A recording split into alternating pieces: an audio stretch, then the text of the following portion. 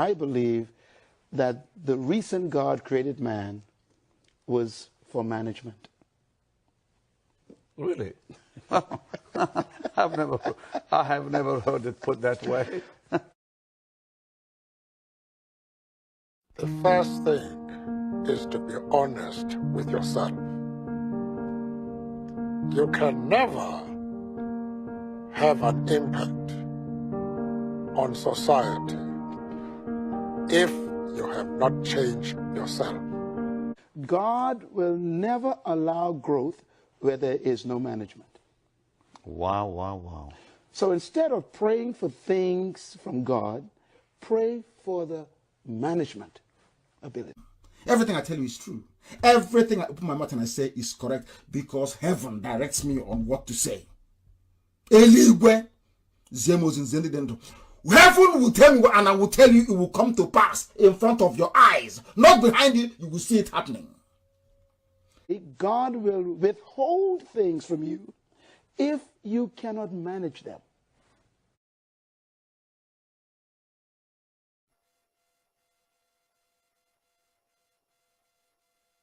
When you look at the facts that something around 1 million people perished as a result of the actions of the British and Russian and Nigerian federal governments. Vis-a-vis what we see in Nigeria, which is truly not, it should not be surprising. Look, what's happening in Nigeria is barbarous. It's horrible. I mean, it's complete madness, yet it's not a priority. The United States unilaterally could do almost anything it needs to do. It would be a long-term effort, but it could be done. And the United States has the capability. All the elements of power, we have those. So why not? It's not a priority. That's the problem. We are committed elsewhere in the world. Black West Africa is not a priority.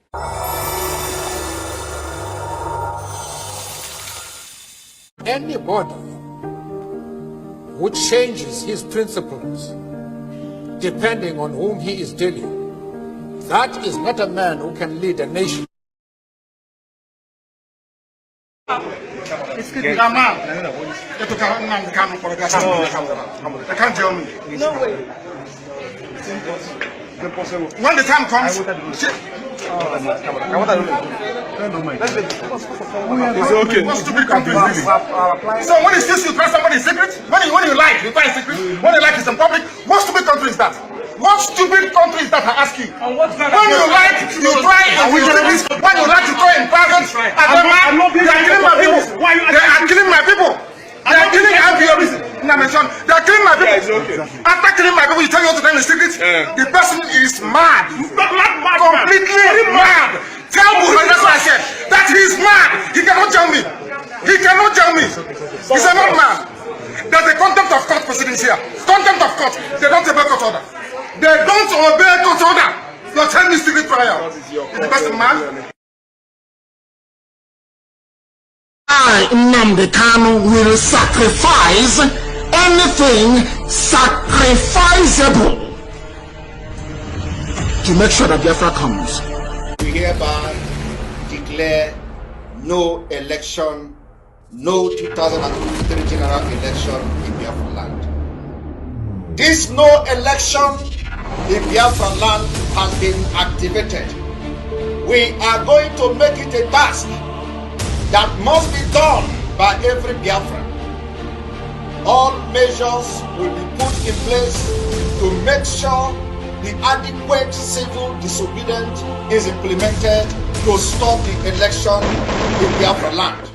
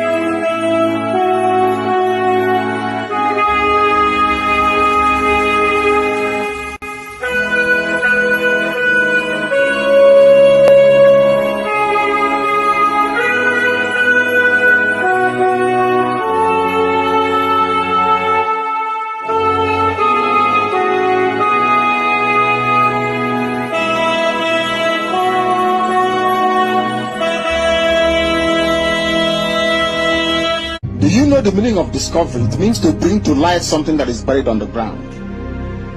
If you can accept that, then you know that Biafra is coming. There is nothing man can do about it. It's too late. Way, way too late. The countdown has begun.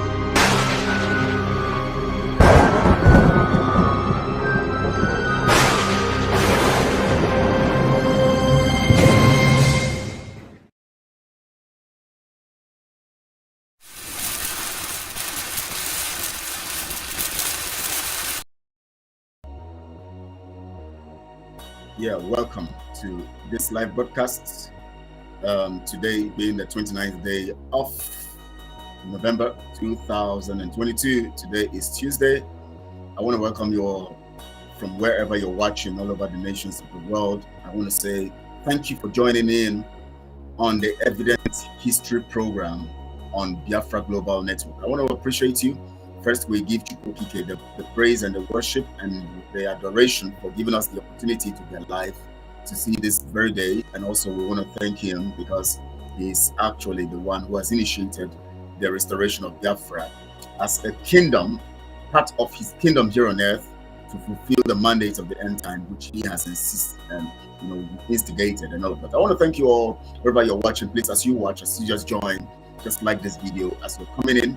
Just like it, and also share on all your social media platforms so that we can have more people coming in and we can all begin to view together from wherever we are viewing from.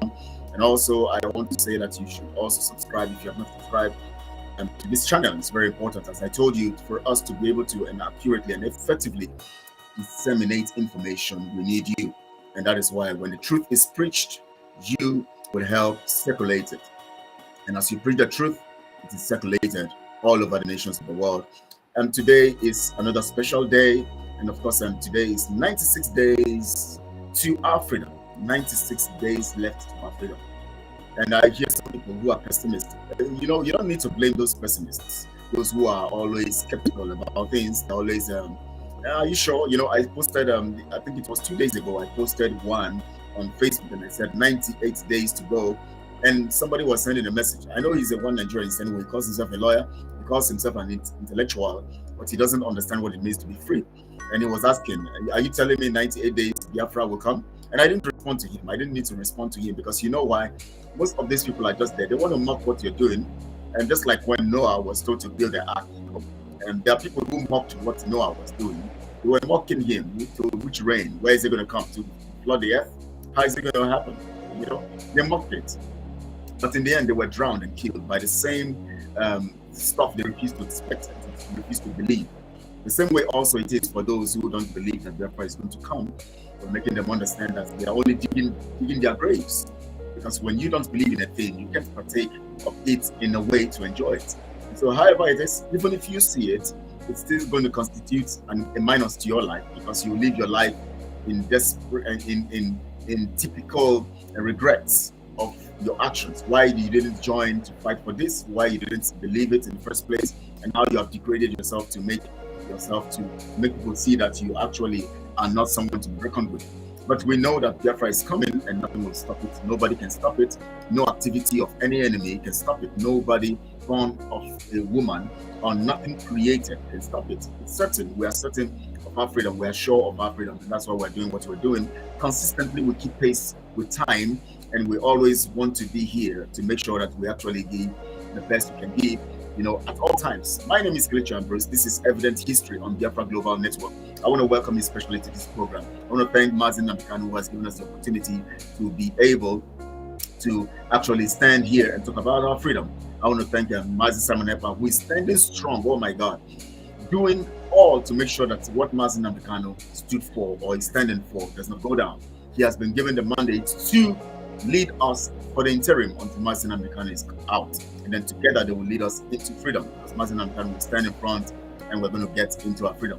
And so certainly we are sure of what the spiritual has designed and the template of the spiritual to make sure that our liberation comes handy and in the way we expect it. And that is why I want to appreciate him. I want to thank everyone, the Autopilot Media, the Umuada, the various committees working on different programs based on this Biafra project. I want to thank Professor Akintoye on the Oduduwa world, the Oduduwa side now, Professor Akintoye and Banji, who is standing strong and steering the ship for Oduduwa liberation. I want to thank Chief Sunday Adeyemo, aka Igboho, that for his great resilience and of course bringing a new dimension to the system of freedom, to the structure of freedom in the Oduduwa world. And I also want to thank the media team of the Oduduwa people. I want to thank their own Umuada, their own women, and I want to thank their committees, various committees doing their various works, in all of that regard. Now I'm going to go to the messages that we have straight forward because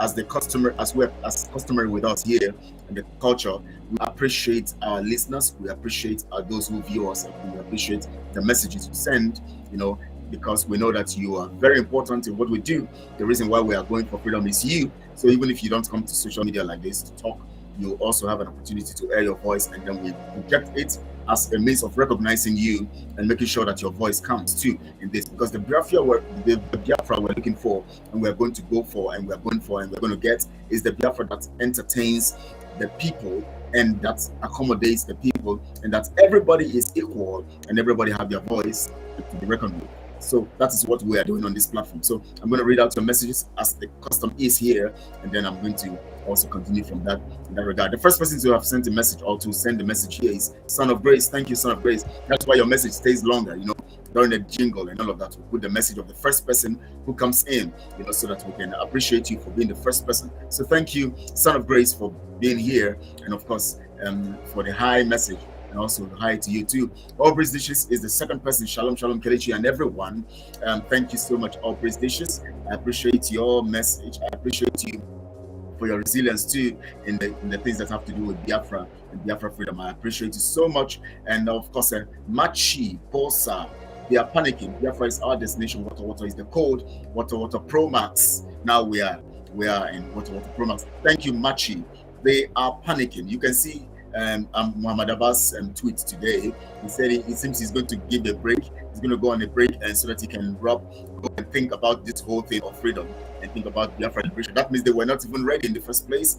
They don't have a program. They don't have an agenda. You can imagine somebody who has a program designed and understands the value of the program coming to tell you that he wants to go and resign for a while, want to go back for a while and think about it. How would you go about and think about something that you have been in for years?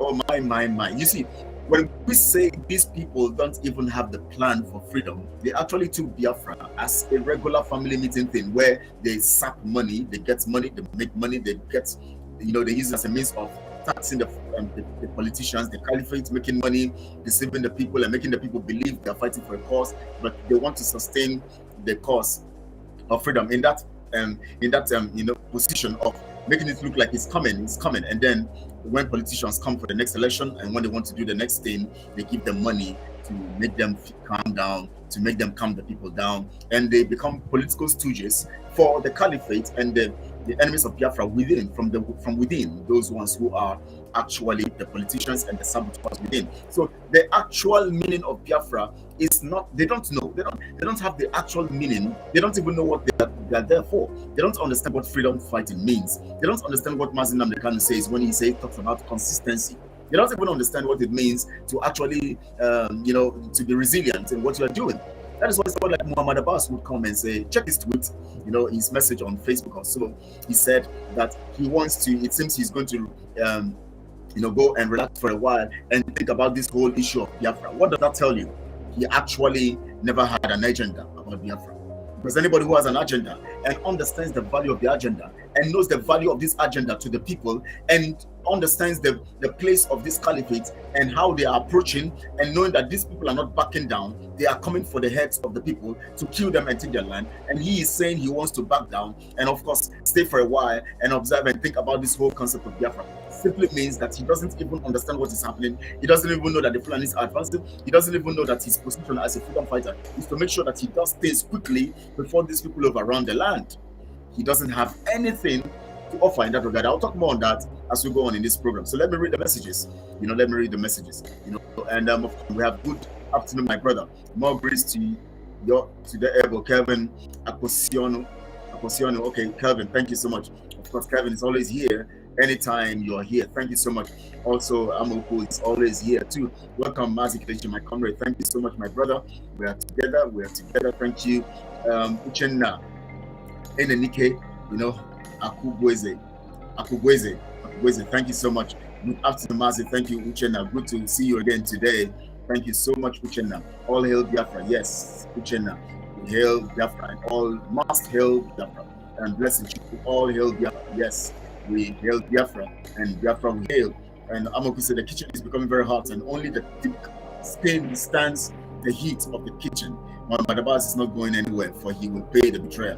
He thinks when he says he's going down, he will use that opportunity to actually run away from the sin. He's not going to run from the sin, because every evil he has gotten himself involved in will catch up with him. So he cannot run from that. The spirit of Biafra is at work, and the spirit of Biafra will fish out all the people who have actually fought against the freedom of the people and who have constituted a nuisance to trying to fight the spirit. You don't fight the spirit and go scot-free. You must face the consequences. So wherever he thinks he's doing, wherever he thinks he's going, the spirit of Biafra is right there to deal with him. Blessed Truth says, can you imagine the criminals are never fighting for Biafra? They were never fighting for Biafra. You can imagine somebody who understands what it means to fight, and the enemy is still coming to attack you, and you say you want to relax and think about the whole thing, and the other enemy is sending and coming with a blow, coming to you, and you're sitting down, you want to reminisce. What does it mean? Your enemy will come and blow out your teeth where you are sitting and destroy you there, because what your enemy is coming for is for the kill, and you are saying you want to relax. That tells you how long will it take our people to understand this parts. Basically, but they won't understand. Some of them who have reprobate mind or who are criminally minded, they will pretend as if they don't understand. All their e-frogs will pretend as if they don't understand. Anyways, we know that we're counting the days. We have 96 days to the freedom of God people. I don't want to talk about what is happening. Tomorrow we're going to look at evidence, and we're going to look at the tide of affairs. We're going to look at issues happening all over the nations of the world and all of that. But today we want to go to history. Last week we were actually talking about history, and I made this particular point. I'm going to also read from the message today from you. I'm going to talk about it today. I'm going to go straight to the message right now so that we can get the details, because we are concerned about the progress and the successes we can make as a nation, and the victory and the successes, the victory that comes to us, that will come to us based after 96 days from now. The victory that will come to us is demanding. Now I want you to understand this. First, you have to understand that the victory that is coming to us, the freedom that we are chasing, the freedom we are about to get, is demanding. Don't doubt that. Don't underrate that. Don't look down on that notion, and don't count it as not important or relevant. Let me state it again clearly for your understanding, that the notion or the victory that we are expecting or anticipating is very challenging. You know why? Let me give you the reasons why it's challenging. First, we're going to lose lives, whether we fight for it or we don't fight for it. But the interesting thing about it is that when we fight for it, we're going to have less people killed. Because when you defend yourself against the enemy, you actually prevent them from harming you the way they would have harmed you. Even if they have dazed you and harmed you to an extent, what they will destroy will be less compared to when you fold your hands and watch them come to kill you. They will kill you, take what belongs to you, and that ends it. But when you fight back, you might destroy them, they might have injured you, but you have saved the situation. So it is important for us to understand this fact, that the fighting back that we are doing saves more lives than deciding to keep quiet, than deciding to compromise, and by deciding to go to the line of their narrative, which is election and one Nigeria, which does not exist. Because when you talk about one Nigeria, you are talking about the unity of those who are stakeholders to the name Nigeria. Why do we say that? The name Nigeria is not the name of a nation, because a nation is a group of people with common ties. So when you talk about the name Nigeria, Nigeria does not count as the name of a nation.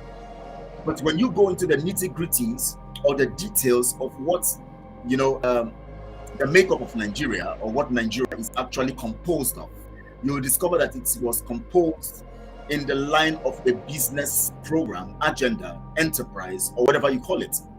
So the name of Nigeria itself is a business structure, structured in the line of business, having stakeholders, having owners, and having managers. The owners of the business is the British. They are the ones who instituted this when they came in, because let me tell you something, let me remind you, for those of you who have forgotten, remember, this is evident history. Let me remind you this, when the British came in, unlike the Portuguese who came to preach, the British came in for business. They came in to, take over some properties, take over the lands of people, subjugate them, and take what belonged to them.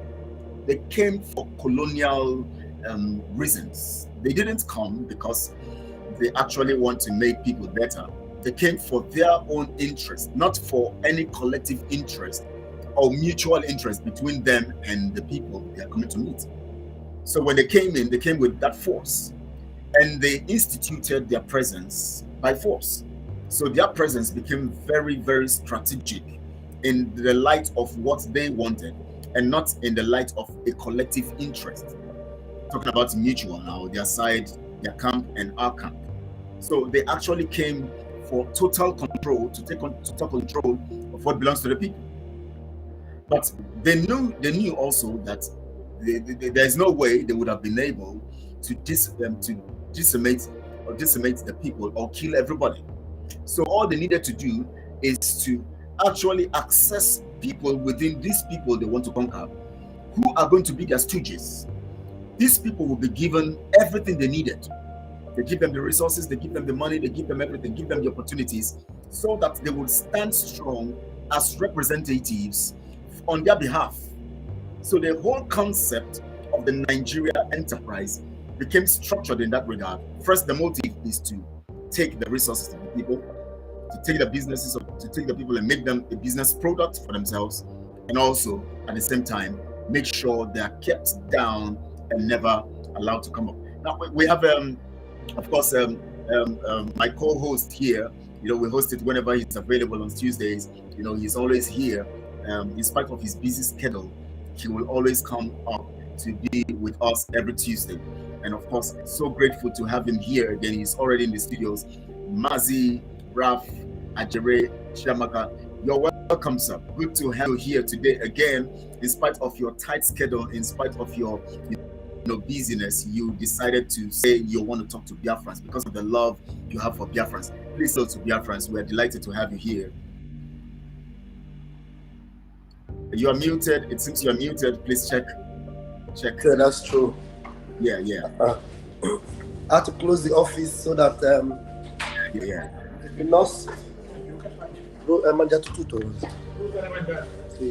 so we hear you speaking the language. We didn't hear that one. He spoke one kind of language. It's my colleague. Biafrans, do you understand that language? We never understood it. Anyways, it's one of the tongues.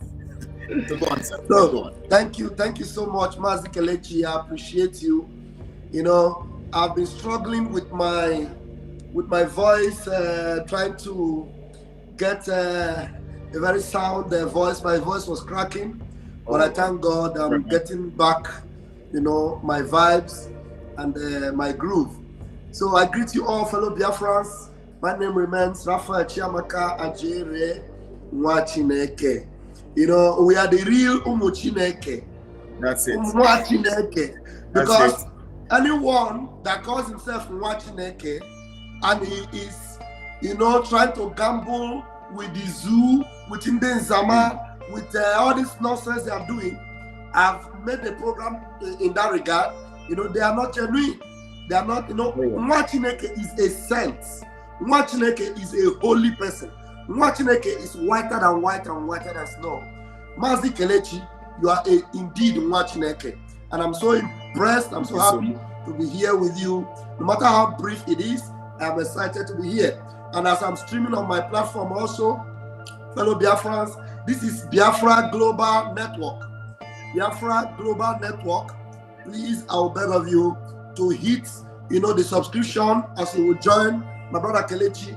I don't have the other phone. I will put the link after this program. I'll put the link on the comment section so that our brethren will subscribe. This your platform is full of intercontinental dishes of this freedom movement. Thank you so much. Everything that you need is on this platform. I tell you, I give you kudos. I appreciate you. And may bless and keep you. And may he raise more warriors like you. Because we need more of you. We need more are needed. Thank you so much, my brother. Thank you. Thank you so much. Thank you so much. As you heard him, we need more people who will stand for the truth, because only the truth can set free. Thank you so much, Mazi, Raf, for joining in. I know you don't have much time, so we're going to go straight to him. And we're looking at Michael Okpara. But before we go to the issue of Michael Okpara, because we're looking at evident history, so in line with what we're saying, let's look at the Zama people. We saw the message from their chief, one of their chief Zama person, saying that he wants to give up for now, hold back for now, and see if he will rub his head around the whole concept of freedom. Oh Lord have mercy! It's a very strange message to read. I don't know how these people reason when they sit down to reason, when they compose messages. That tells you how empty they are. They don't even know the implication of what they say. Mazira, please, can you say something about that? It's so surprising to me. Yeah, I just made a post in that regard. There's a program I was preparing to do, as most of the times, I just deposit in my subconscious some of these titles and I deal with it. I wanted to talk about, focusing on the real issues, and then delivering ourselves from this saga mentality. Some people think that we are into saga. We are not into saga, because some people have this saga mentality. So when we are exposing the evil, the Satan in the midst of us, people feel like, they're excited. Who are they going to talk about next? Nzama? No, this is that mentality should be off you. Because yesterday I was talking about dealing with the fear of death. So some of these things are the issues I wanted to deal with. And then boom, I saw this post from this Zama Kingpin. I call him Zama Kingpin. You saw him, that he's going to go back and reflect and all that. And then I made a post quickly. I said that now jungle don't mature. The jungle don't mature. Now we are separating the saints from the sinners. We are separating the Zama from the true disciples and true followers of this genuine freedom. We are now separating from the boys from the men. We are now separating those that are real, the Satan, and then those that are really fighting for freedom. You understand? So you cannot see it for yourself. So everything that is being said all this while, now it will now become like pictures are now becoming real. Before it was like, people were like, why are you fighting these people? These people are the structure. Now I call them structure time criers before. But now you can see the so-called structure. Now, as instruction is coming from their leader, and all of a sudden, because it doesn't suit their evil machinations, it doesn't suit their evil agenda, now they want to, disembark. Because it is exposing their evil, opening their nyash. Now they want to disembark. But the truth is that they can run, but they cannot hide. Yes. They can run, but they cannot hide. Maziraf, you see, I want us to look at one more time critically on this matter. As you said, now the message from Aloy comes from Onyendu, which obviously, if everybody can testify that Chiamaka does not just come and say anything. He comes, he says it as it is. Now, obviously, he said they can confirm that message, which means they have information about that. And now, obviously, they have disregarded that message. And now, he is now expressing his emotional disposition without considering the implication that he's actually revealing his mind of rebellion, of bitterness against Onyendu, and of hatred for the movement. Now, obviously, this also shows to us and proves to us that everything that have actually been coming out actually makes sense as regards to what Mazi Nnamdi Kanu wants is not being carried out by them, which means that they don't want Mazi Nnamdi Kanu again in the sphere of operation. They don't want to see him because his words should not count. That's why they will disregard his words. They will disregard his mandate. They forget about structure. And they forget about command and control when it comes to this essence. When Mazi Nnamdi Kanu says something, no, command breaks. This time around, we don't like this one. We don't take it. The command breaks here. But when he says something like the one Ejiofor will bring and say, listen to them, it becomes a command. So now, how do you analyze this in the face and talk to the people who actually are holding to this kind of narrative of still listening to these evil people with this obvious narrative, and that is a proof that these people want Mazi Nnamdi Kanu dead? Yeah, it is not hidden anymore.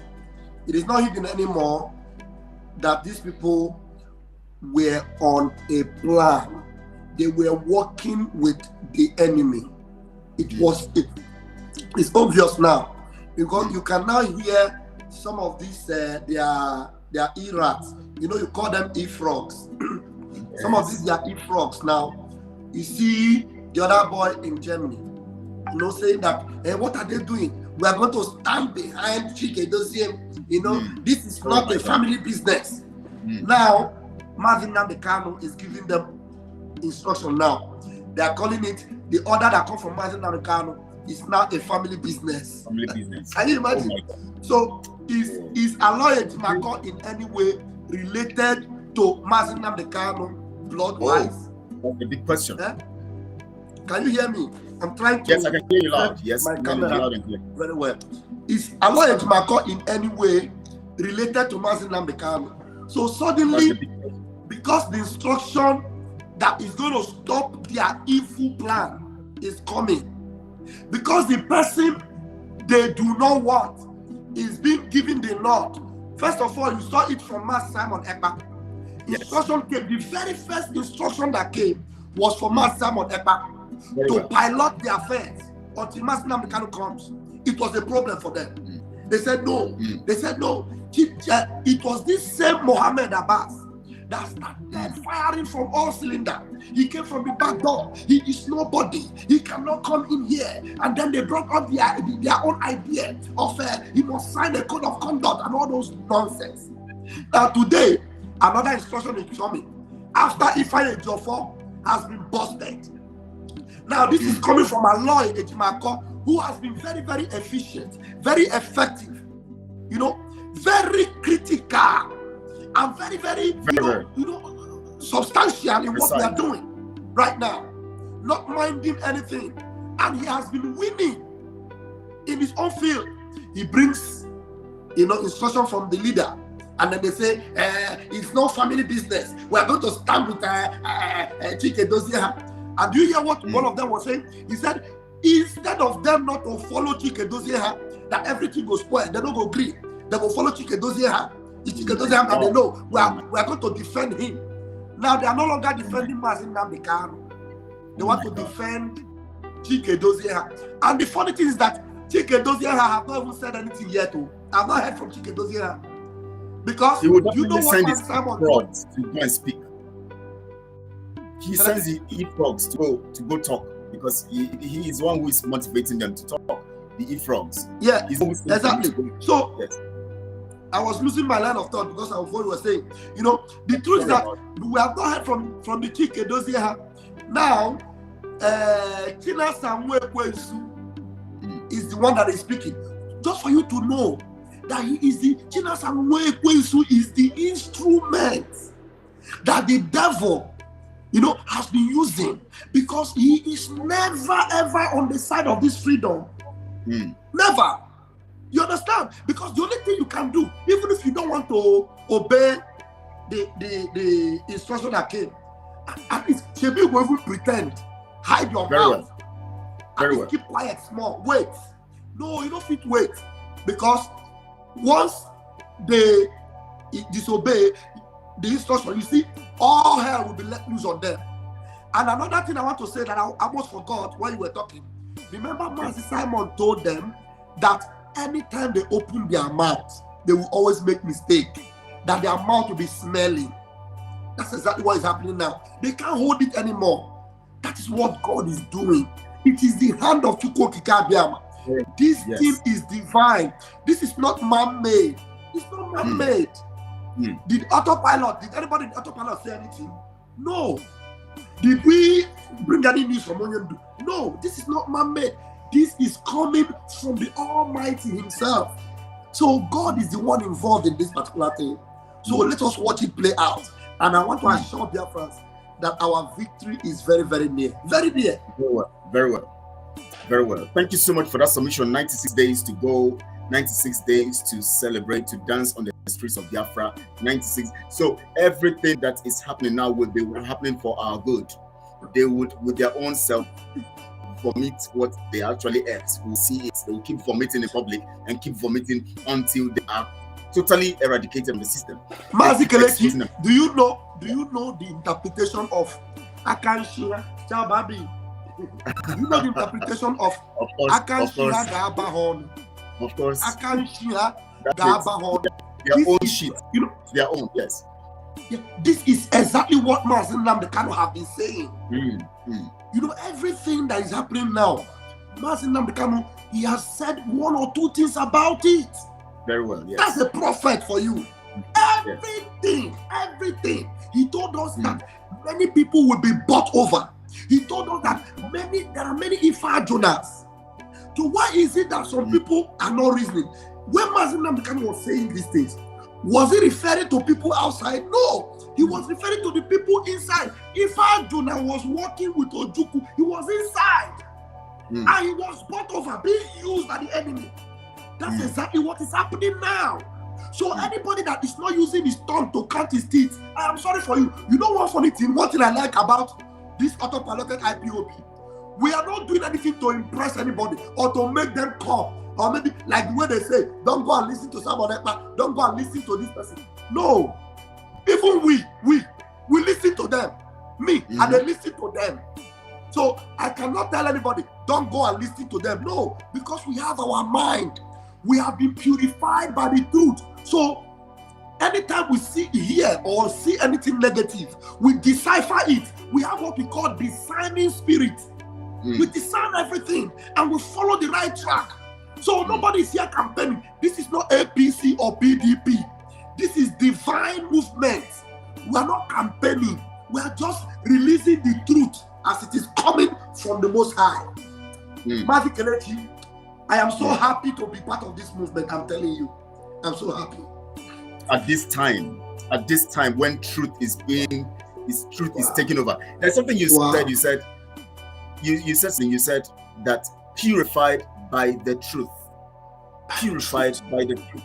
So which means that the purification does not come from our making. It comes by the Spirit that ordains the purification, which suggests that everything that happens right now becomes evidently clear, not by our. That's why if we go to any of their platforms, we watch and we don't listen to anybody, because we know that the truth of the Spirit is actually controlling the realm of the truth and making it spread. Exactly, because the Bible says that when the light shines in darkness, darkness cannot comprehend it. Yeah.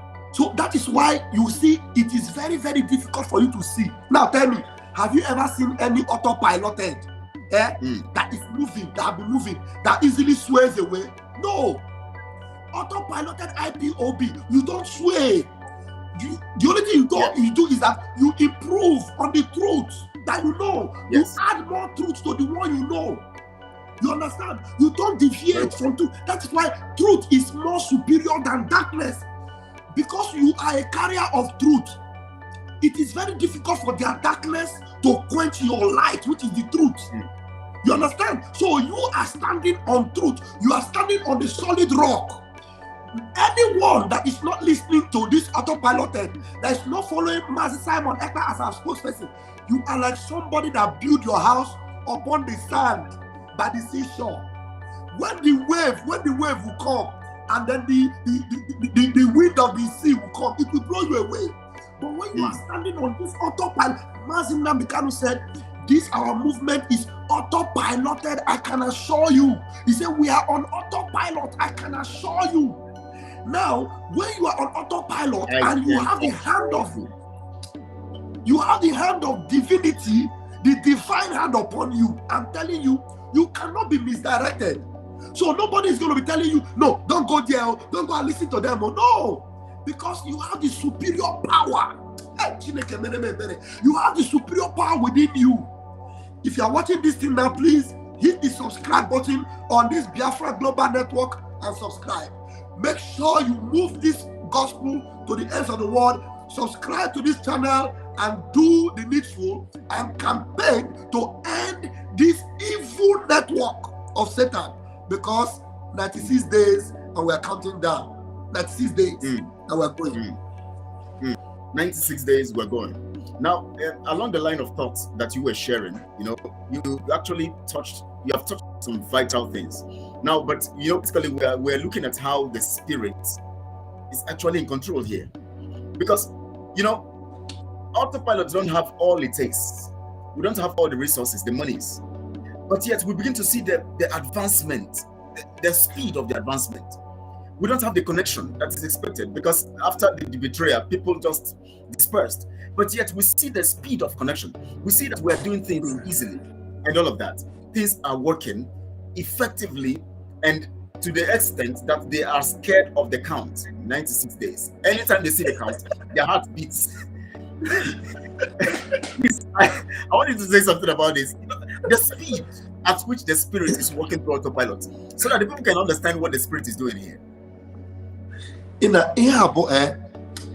Sometimes when these things are happening and I remember my name and I'll say, God, you are awesome. My name is Ajaere. This is the fulfillment. Do you know the level of sacrifices that Mazi Nnamdi Kanu had made? Do you know the level of sacrifices that Modumo Gojuku had made? So all these things are working hand in hand, and then at the appointed time, things begin to unfold, the event begin to unfold. And then Mazi Nnamdi Kanu gave 100 days, 150 days of fasting and prayer. And then after that, he gave a revelation that things are going to get tough and that people are going to be sold out. And then before you know what's happening, they kidnapped him. And God, who has divinely positioned Mazi Simon Ekpa, began this version of liberation movement that the powers of hell cannot stop. And then they decided to amplify it and said, you autopilot people, COVID-19 people. I will say, no problem, we don't want to fight. No, we don't fight. Anything you call us, the only thing we want is that we're looking for freedom. And before you know what's happening, we begin the countdown. The truth is that some of these things, we never knew that Onyendu had predicted them. And all the prediction of Onyendu, they are beginning to unveil. And then we see this recently, that Onyendu began the countdown himself. And the countdown, any day we are counting down, their lifespan begin to reduce. But the lifespan of Ndinzama and the lifespan of the zoo is reducing. Right now, the zoo is on oxygen. And tell me, where are they going to get oxygen? Because in Nigeria, they don't have light, they don't have a hospital. Their oxygen canister is going to be empty within the next 96 days. Within the next 96 days, how are they going to refill their oxygen cylinder? They can't refill it. Autopiloted IPOB. We are going to give them water. And as their lifespan is going down, we are rejoicing. As they pain them, he go they sweet us. As he they sweet us, he go they pain them. Now let's talk about as their lifespan reduces, we are moving. We are getting, as their lifespan reduces, we are increasing.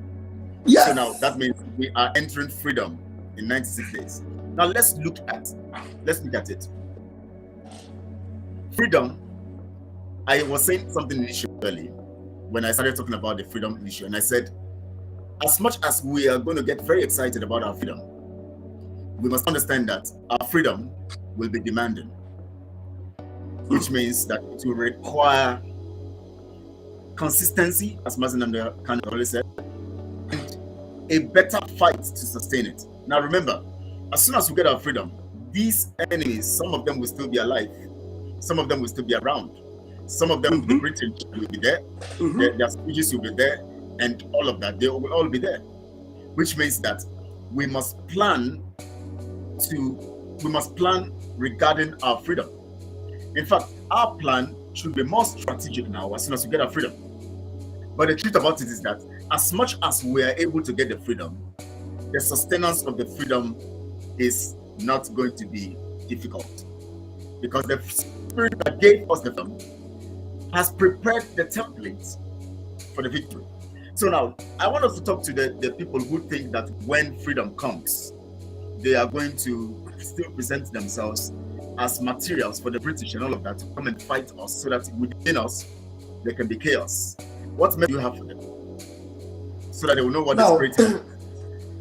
Now, I want you, brethren, I want you to know there's one thing I never entertained in my life. One thing I never entertained, it is fear. I am not afraid to take a step forward. Now, if you do not take a step forward, you can never get to where you are going to. That is why, at this point in time, fear is something that you must never entertain. Fear of the unknown, fear of what will happen. What if we get this Biafra? How do we sustain it? What if we get this Biafra? Who will be our president? Who will govern us? Who will be there? Who will be that? Now, all these things, we are planning for it. Everything is on motion. You saw when Mazi Simon Ekpa was calling for those artisans, different people that are talented in different ways, nurses, doctors, everything you can do. People should come with their resumes. Now the request was put out there, and some people have come up with their resume. More people will come with their resume, and we're going to get it all compiled. But I want you to know that the most important thing now is for us to focus on getting this freedom first and foremost. And in getting that freedom, there's something you must do. There are necessary, narrative we must continue to share out there. This particular program is something you must share. You do not wait until the day will come and begin to talk about Carol White, we talk about Ndé Zama. No, there are so many narratives that we bring out that people, they refuse to share. They refuse to engage with it because they're only waiting for when, that saga mentality is in them. You need to kill that saga mentality in you, because this particular period, we know they look face anymore. We know they even play. We don't dilly that. There's no dilly dallying right now.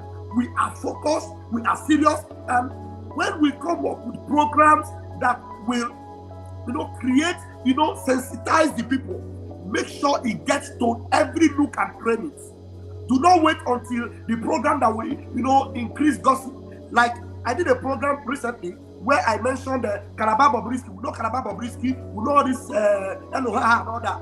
Within 24 hours, that video on my YouTube has almost 12,000 views. 12,000 within 24 hours.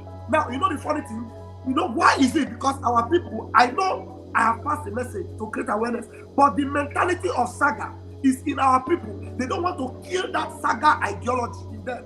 Now, the message you will share more are the ones that will wake up our people. The message of civil disobedience, the message of, getting our people waking up. When they are beating the women, people should be there to fight back. And it's on you. Okay. People, when they are beating our women in Enugu, the youth should rally around and know what to do. And share videos and messages of Mazi Nnamdi Kanu. During that NSAS, you saw Mazi Nnamdi Kanu telling people what to do in situations like this. Cocktails, everything that you should do, how to block them, how to stop them. When they come into your community, don't let them go away. Block every route of escape. Some of these things are very important, this particular stage. But sometimes people are waiting for, let us see, who are they going to talk about today? Maybe they want to talk about Calabar Bobrisky. Maybe they want to talk about Iken Guragu. They want to talk about Ajaere. These people are done and dusted. The most important thing right now is for us to engage and share messages from Biafra Freedom Network, share messages from Enter Biafra, share messages from every of our agitators that is going to involve awakening the Biafraness in you. not the message so much of talking about people. No, because right now we are going to engage, and now right now there is nothing like we are not afraid of collateral damage. We are not afraid of rule of engagement. You understand? No rule of engagement. As they come, we give them water. So we hit back on the zoo. You understand? So these are the narrative we must begin to make sure we make it go viral. And by so doing, we'll get Biafra. When we get Biafra, I tell you the truth, people that will be in different kind of positions to make things happen, they are there. And another important thing is this: we need your money. Every Biafran, you have money in the bank, and your money is wasting in the bank. People are dying in Enugu. We need the broker. We need the granite to make things happen. You are keeping the money. When are you going to bring that money? For us to engage these evil people. They have AK-47. They have Kalashnikov. They have AK-49. We cannot go against them with machete. We need to get involved with them bone to bone. The way they come, we give it back to them hard. This time around, we need it. Kelechi, thank you very much. I am still here. I have about 9 minutes more. Okay. Now, you touched some two things that I want us to talk about right now. But let's put the issue of, the defense of our land and our communities, because you touched that. I actually wanted us to talk about that too, and of course the issue of the women. But listen, because of your time, you just one question in that regard. Now, we have our communities. We must secure our people. We must secure our lives, because the people are needed to make Biafra, to make up Biafra. And if they are not alive, then we're not going to have a Biafra. Now, I want you to just because I've been giving a teaching since last week about the issue of how our people can go. That's guerrillas and tactics and all of that, using it to secure collectively their land and their communities. Now, I want you to advise people also on how they and what they need to do, in your own view, in your own viewpoint, what they need to do to make sure that their communities are secure. We need no community in Biafra land will be lost. Yes. Now, the truth is that your community is all you have. Our land is what we have. Remember, when Mazi is saying that Biafra is the last miracle, Biafra is heaven on earth. Now, you need to understand that we are guiding our land jealously. We are protecting our land jealously. Now, if you allow them to encroach more further than they have already done, then we will lose everything. You understand? One thing I want you to know is this: Chukwu Okike Abịama is with us. The only thing that will defeat us is fear. Because when you are afraid, you are dead even before it starts. So I want to tell you, go on YouTube. There's a video I will recommend to everyone. Go on YouTube and look for a video titled "Against All Odds." Against all odds. Only one Israeli tanker, only one Israeli tanker that didn't even have gun inside was able to dismember dozens and dozens of tankers of Syrian armies. This happened by 1967. How did it happen? Because these guys, these Israeli people, they ran out of ammo. And what did they do? They did not give up. They were marching on. And then do you know why they were going? The enemy was trying to discourage them. They didn't discourage. Do you know what happened? By the night time, while people were their enemies were waiting to come and hit them the next day. Because these Israeli armies were not afraid and they were advancing even without so much ammo, God caused the enemies to hear a sound. The same thing that happened in the Bible. It happened 1967. Go and watch the movie Against All Odds. This is in our contemporary time. Some of the armies that were in that battle, they are still alive today. So the only thing that we need is our commitment to protect our land, our determination to fight to preserve Biafra. One with God is majority. I am so confident that we are not going to lose this fight. I am so sure that we can stop them. We will stop them, and that's what we're going to do. So protect your land, everything you can. Do not be afraid to die. If you are afraid to die, you will not come out. And then they will still come and kill you. So when they are coming, I'm telling you, if we have not been able to get you the AK and the AK-49, 47 that you need, when you are determined, I'm telling you, Chukwu Okike Abịama will cause them to hear a noise. We are going to win them. We will defeat them. We will defeat them. I'm telling you. Thank you so much. Mazaraf, we're not going to wait you here. Please, I want you to understand that Mazaraf will be here again next week Tuesday, and of course we are planning something, of course, together also for the other aspect of it you'll hear later. Mazaraf, we thank you so much for your time, honestly, your time. You just utilize this brief time to actually just give Biafrans what they need to hear and all of that, and we appreciate you so much. Thank you. Yes. So please, your final thoughts, your final words before you go. Yeah, fellow Biafrans, remember it is 96 days to go. We must continue the countdown. It's breaking their hearts. They are losing all the knots in them. We are going to discomfit them completely. We are going to lose every knot that they have used to tie their vehicles. The zoo must fall. We told them we are going to burn Nigeria down, and we are committed at that. We will burn the zoo down. We are not missing words. We are missing Biafra words. With a mother. I want to sing a song for us before I go. All right, please. Nnamdi nwere mmadụ, Nnamdi nwere mmadụ, Kelechi bụ otu onye n'ime ha. Nnamdi nwere mmadụ, Nnamdi nwere mmadụ, Nnamdi nwere mmadụ, Rafu otu onye n'ime ha.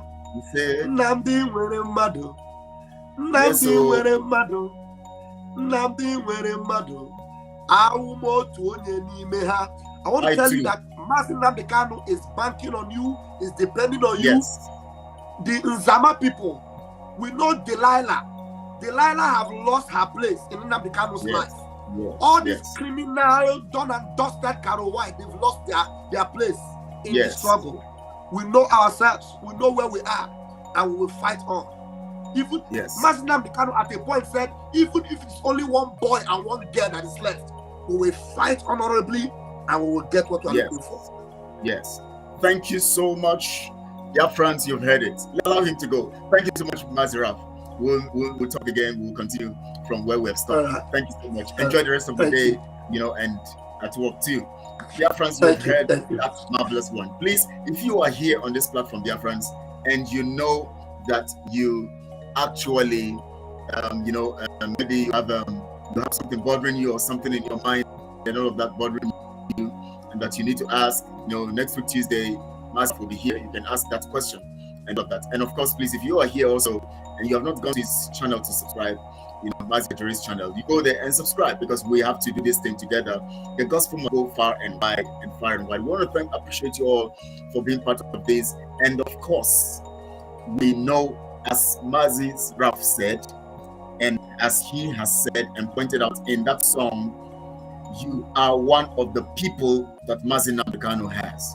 So don't see yourself less than who you are, because it is because of you that Mazi Nnamdi Kanu came to decide and came to the conclusion that he will die.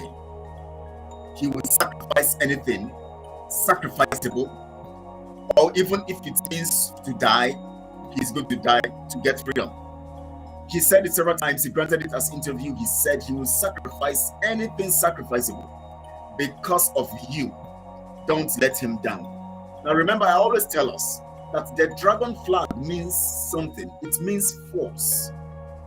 The dragon flag is a simple definition of force, which means that when the dragon flag was lifted, and as Mazi Nnamdi Kanu said, that it won't go down until Biafra comes. The implication is that we are going to kill them. They are going to kill us, even if they are not going to kill much of us, because we are going to kill them. And then Biafra will come. So the implication is that because the force has been activated, the concept of force, we all must do, every of our actions and every of the things we do must interpret that force in the light of what Mazi Nnamdi Kanu has in mind. That was why when he came out of prison the first time, he said something critical. Do you know what he said? He said he will give everything to make sure that the whole of Biafra land, nobody is left behind. Why? Because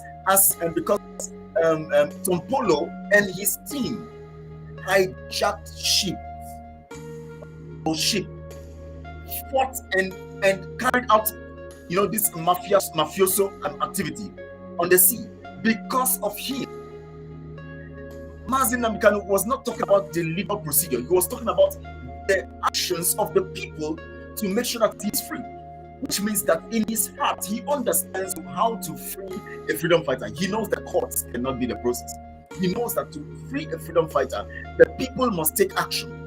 And when the people take action, it brings up a kind of reaction that would cause the enemies to be devastated. That was why he was commending Tompolo. That is why where he is now, anything that comes out and they said he is saying that does not reflect the action of the dragon flag and does not reflect what he had in mind or what he has in mind, which he narrated according to the order of what Tompolo and Co did for him, then you know it's false. Do you know why Mazi Nnamdi Kanu decided not to take the 5 eastern states that they gave to him? He refused to take it because he looked at what Tompolo and Co have done. He said, no, I can't leave them in the zoo. I can't leave those nations in the zoo. They are part of Biafra. I won't betray them now. Because if I betray them, I have proved to them that what they did for me was irrelevant. It's inconsequential. I stake my life to make sure that they and their lands are saved. I stake my life to make sure that even if it will cost me more, I will go for the whole territory of Biafra. Because if they have not betrayed me, and if they had betrayed me in the sense of looking away because I am from one of the 5 eastern states, I wouldn't have been free. But because they staked their life to insist on the freedom of someone whom they have restricted or put in the realm of the 5 eastern states to divide and rule us, that divide and rule tactics would not hold waters. So they stood their ground and said, no, in spite of your divide and rule tactics, we are saying that that man is part of us. You must release him. That was how Mazi Nnamdi Kanu got his freedom. And that was why Mazi Nnamdi Kanu said, no, for Biafra to come, I'm not going to stake anything. I'm not going to allow my brothers stay in the zoo because we have been divided. No, I will fight for everybody. It would have been easy when they gave him the 5 states. He would have gone, but he said, no. That is why you must see it as very important to hold on to what Mazi Nnamdi Kanu stood for and what Mazi Nnamdi Kanu stands for. You must make sure that you be consistent, you'll be resilient, you'll be steadfast, and you will continue to go for what Mazi Nnamdi Kanu stands for. I want to appreciate Mazi's and Raf, for his submissions and all of that. So please, I'm going to come to our messages after now. But before we do that, I'm going to actually do some little exposition on the issue, the issue of our topic today. Now we are looking at development. I began talking about the issue of development, and I want us to understand something. Let me read from from Wikipedia, about Michael Okpara, on the activities he carried out, the activities of Michael Okpara, which were evident of how he was able to succeed and to actually, pretend over the fastest growing economy in the world as at his time. The fastest growing economy in the world as at his time. The reason why we're looking at these histories is because we want to tap strength on the concept of history so that we can actually do what we have to do in our time using the experiences of these people and fine-tuning these experiences in the context of what we have been prepared to do now. And fine-tuning them will warrant that we look critically at their approach, and then we look critically at our mindset and our own strategy that have been designed in the archives of eternity that entails our mindset and entails what we actually can offer. And so when we look at our attitude and look at our personality and look at our mindset at this time and juxtaposition with what came from history, and then creating a kind of design that would strengthen what we have to do now, based on the fact that we are coming from the point of history and coming from the concept of now and the operations that we have now and the concept of time and the time we live in. We would now form an objective approach that will help us deal with the time with the concept of the old and the concept of the new. So our development will come critically in this regard. So that is why we're looking at history. So that as much as we look forward to our freedom, we already have a mindset of how we're going to utilize our freedom and the things we're going to do about our freedom and how our freedom will benefit our nation. Michael Okpara superintended over the fastest growing economy in his time. He superintended over that economy, and that was the economy of Biafra. Mazi have preached it several times, talking about him. Now we're looking at his approach. But now I want to read out something critically, so that you will understand that the fight and the push that we have here and there, all is because we are restricted. We are not sovereign. Let me read it out there. Let me read out something from that Wikipedia about Michael Okpara. While involved in his practice, remember his practice, he developed an interest in the Zikist movement, named after Nnamdi Azikiwe, a militant wing of NCNC. Remember NCNC, National Council of Nigeria and the Cameroons, NCNC. Now, let me say something here. Michael Okpara developed interest in that movement. Do you know why that movement was instituted? That movement was instituted under the auspices of NCNC because the structure as at that time proves that we cannot grow because of the criticalness of our situation. What was the criticalness of our situation? The diversity was so imminent and so obvious that even in the realm of our political organizations and all of that, that were evident as at that time, you could smell division. You could smell division. Because the NCNC, which had to do with the people of Biafra, majority of the people who are in that place were Biafrans, and of course the Cameroons who were part of Biafra. That part of Cameroon that was of Biafra. This division was so obvious that development cannot actually take place.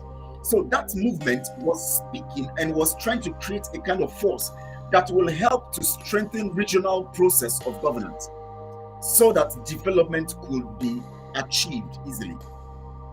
That was why Michael Okpara developed interest in that movement.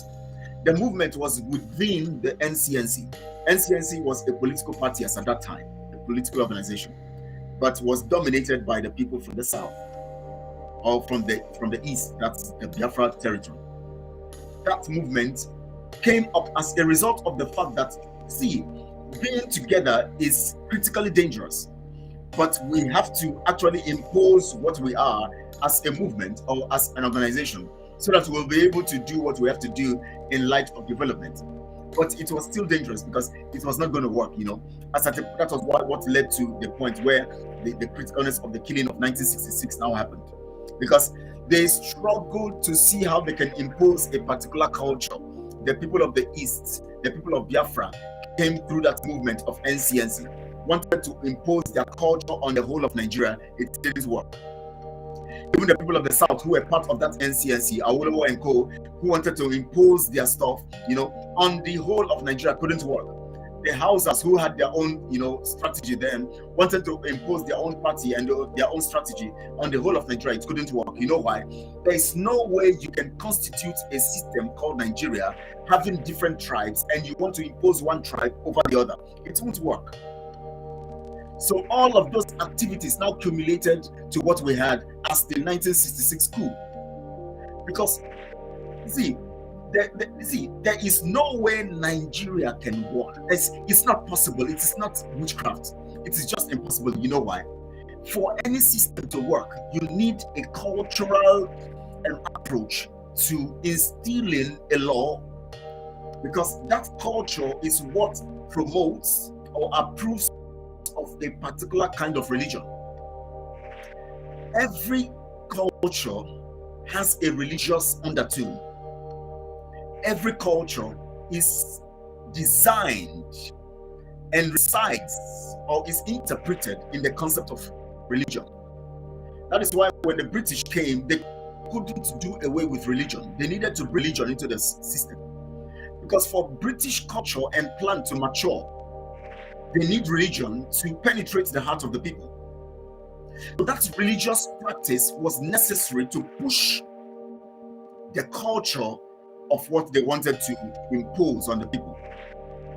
But you know what? One thing about religion.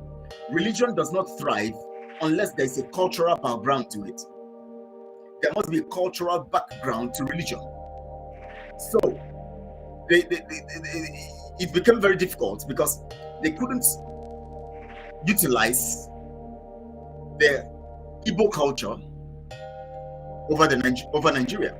They couldn't utilize the Oduduwa culture over Nigeria. They couldn't utilize the Hausa culture over Nigeria. But they had to look for a culture that is within the contraption that is easiest for them to utilize. They needed a culture that can impose force on other people or on other culture. They targeted the Fulani culture because they know that the Fulani culture has a religious approach to this thing. Their religious approach instills the concept of force, the concept of taking by force, the concept of killing, the concept of subjugation. So because they cannot from Britain do that, because Britain is far from the contraption they have created, they needed people who are within the contraption, who understands the use of force, the use of subjugation, the use of hate, the use of propaganda, and all of these, knowing that what they came for to achieve was to actually do that, all of these I've mentioned, to kill, to subjugate, to take over, to keep in, to actually dominate and all of that. And so for them to actually carry out these things, they needed a kind of people who buy into their cultural notion about how they can take over their nations in the zoo. They saw the Fulanis as having the same mindset with them, having the same strategy with them, having the same cultural approach with them, having the same religious approach to them.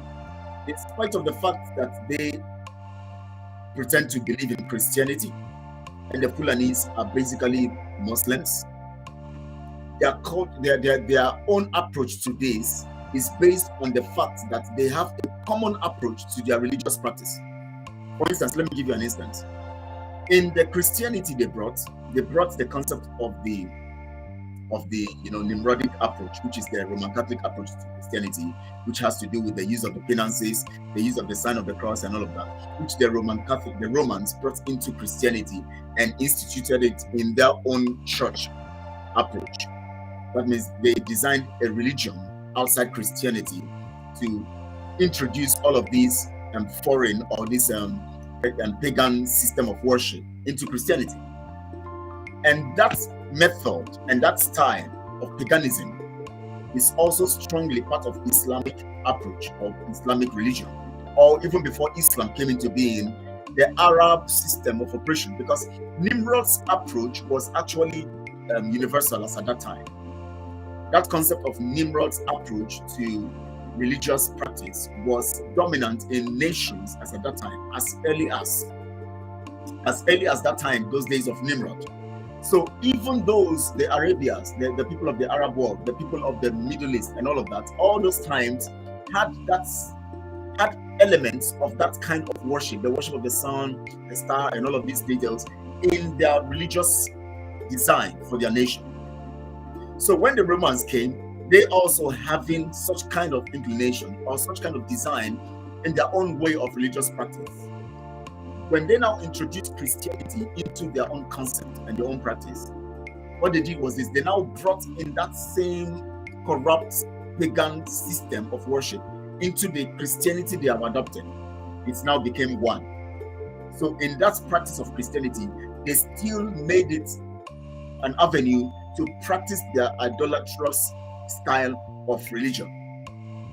So when they saw the Fulanis having the same approach which they have, remember the Catholic Church was massively involved in killings, destruction, and all of that, stealing, subjugation, taking people's properties, taking people's wealth, taking what belonged to other people. That was critically part of the pagan style of worship of the Romans and all the people that came from that Roman Empire. So when the Fulanis now came into the system, the British were very, very happy to work with them, because that is the same approach, that is the same notion, that is the same objective they all have: to kill, to maim, to take, to destabilize. So they saw the Fulanis as strategic instrument to carry out a uniform or a common interest template which they have together with the Fulanis.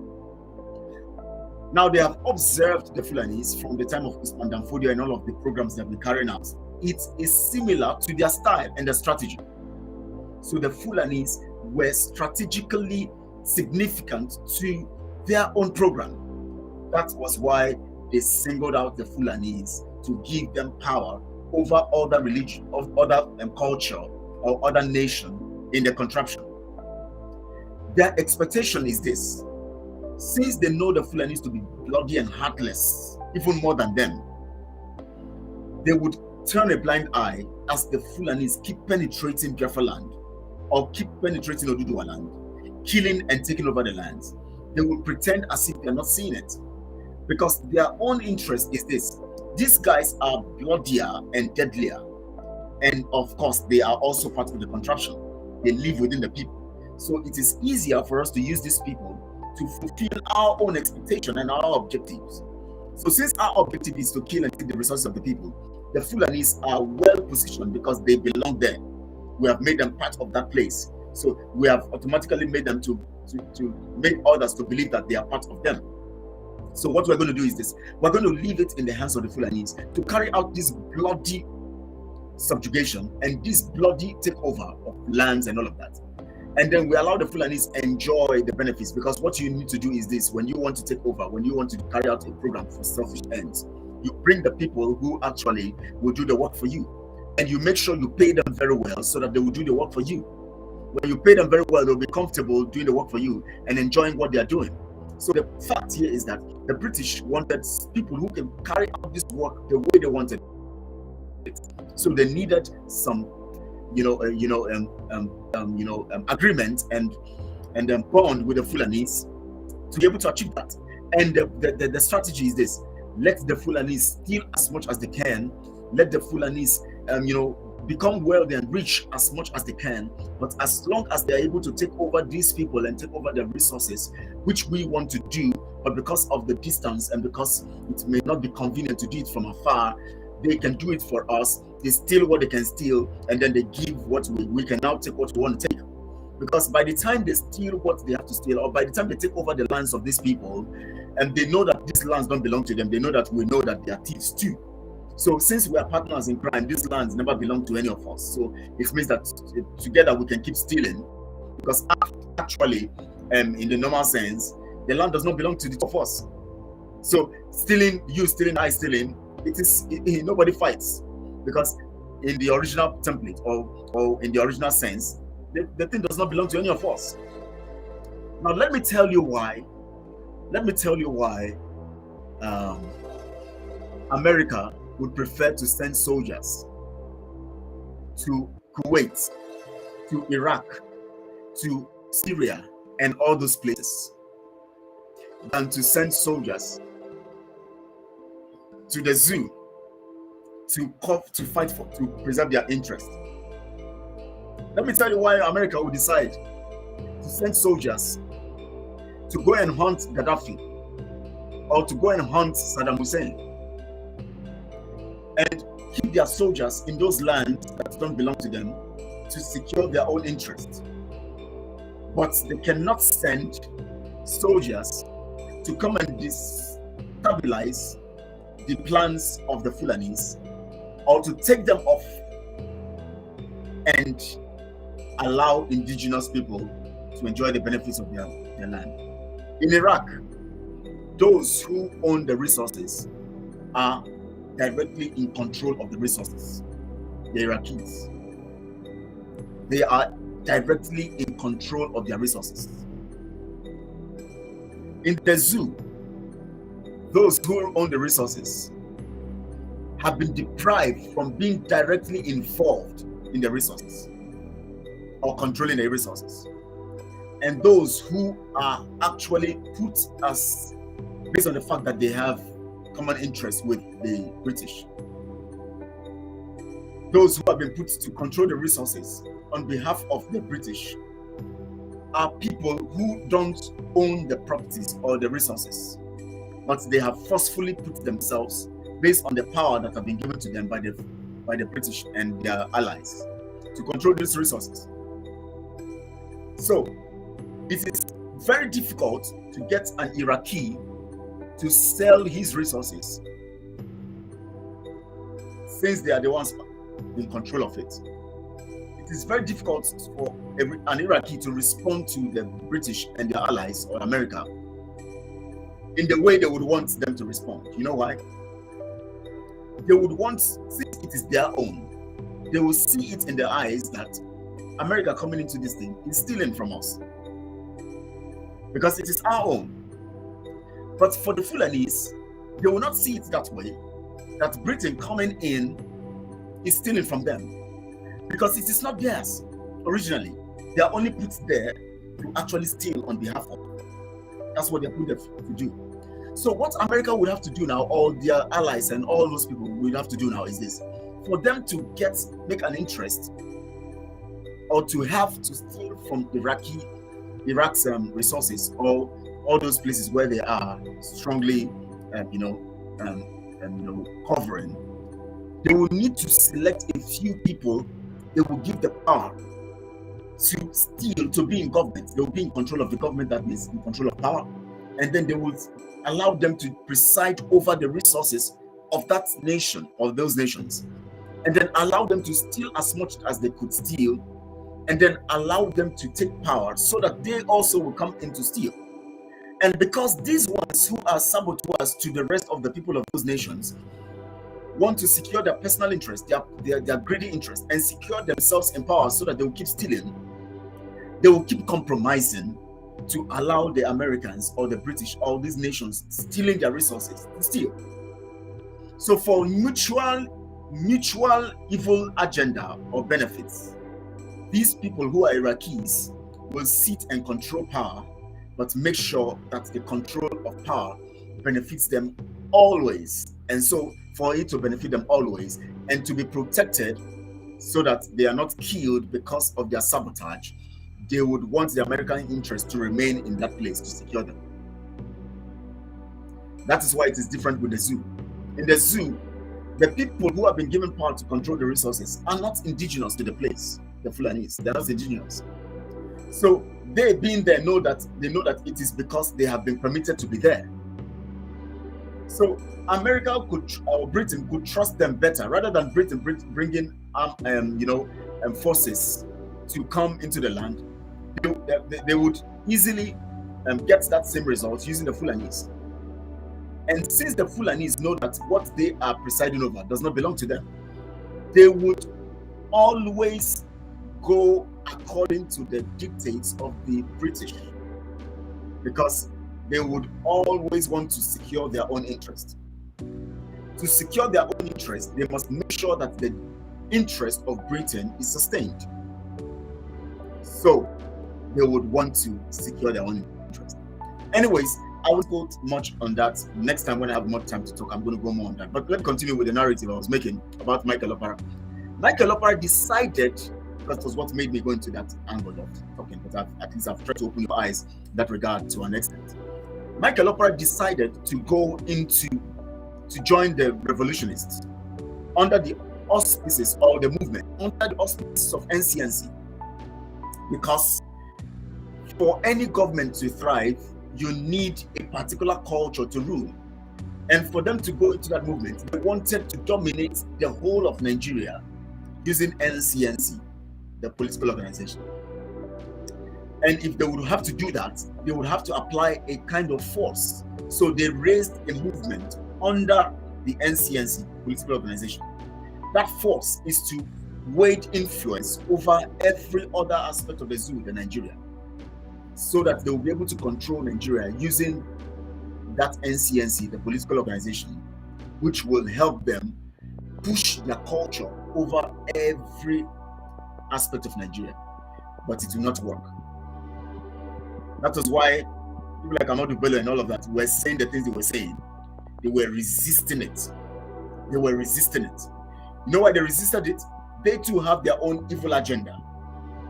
The Fulanis already had an agenda coming from Usman Danfodio, 1806, 1803, coming strongly from that point to take over the whole land also, so that they would be able to control the people.